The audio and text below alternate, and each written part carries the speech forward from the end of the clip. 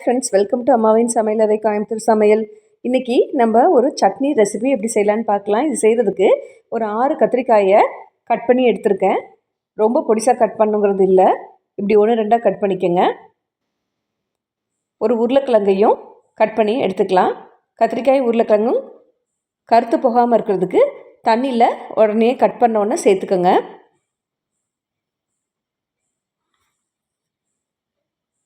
இதுக்கு ஒரு 3 medium size வெங்காயத்தை உரிச்சிட்டு எடுத்திருக்கேன்.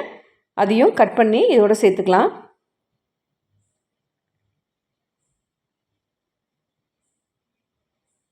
இப்படி எல்லா வெங்காயத்தையும் கட் பண்ணி எடுத்துக்கோங்க. ஒரு 4 மீடியம் சைஸ் தக்காளி எடுத்திருக்கேன். 10 பச்சை மிளகாய், ஒரு கைப்பிடி அளவுக்கு மல்லித்தலை, 2 கொத்து கருவேப்பிலை எடுத்துக்கலாம். இது எல்லாத்தையும் கழுவிட்டு கட் பண்ணி எடுத்து வச்சுக்கோங்க. 1/4 கப் அளவுக்கு பாசிப்பருப்பை கழுவி எடுத்து வச்சுருக்கேன். குக்கரில் நம்ம கட் பண்ணி வச்சுருக்க கத்திரிக்காயும் உருளைக்கிழங்கையும் ஃபஸ்ட்டு சேர்த்துக்கோங்க. அதோடு எடுத்து வச்சுருக்க வெங்காயம், பச்சை மிளகாய், கருவேப்பிலை, தக்காளி, கொத்தமல்லி தழை எல்லாத்தையும் ஒன்றா சேர்த்துடலாம்.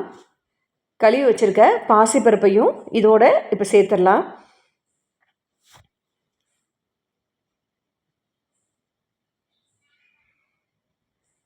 பாசிப்பருப்பு அதில் ஒரு டம்ளர் தண்ணி ஊற்றி வச்சுருக்கேன். அதையுமே சேர்த்து ஒன்றா சேர்த்துக்கோங்க.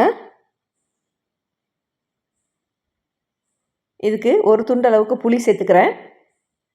இன்னும் 1 கப் அளவுக்கு தண்ணி சேர்த்துருக்கேன். தேவையான அளவு உப்பு போட்டுக்கோங்க. 1/4 ஸ்பூன் அளவுக்கு மஞ்சத்தூள் சேர்த்துக்கலாம். மொத்தமே 2 டம்ளர் அளவுக்கு தான் தண்ணி சேர்த்துருக்கேன். குக்கரை மூடி 4 விசில் விட்டு எடுத்து வச்சுக்கோங்க.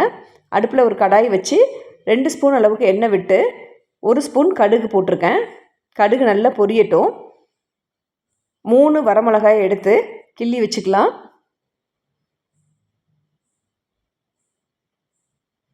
இதுக்கு நம்ம கட் பண்ணுறதுக்கு மட்டும்தான் டைம் எடுக்கும், மற்றபடி ரொம்ப குயிக்காக இந்த ரெசிபி செஞ்சிடலாம். வரமிளகாயை போட்டுக்கோங்க. 1 கொத்து கருவேப்பிலையும் இதோடு சேர்த்து தாளிச்சிக்கலாம்.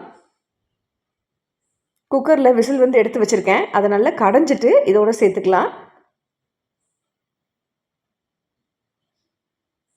இதை நல்லா கடைஞ்சி எடுத்துக்கோங்க.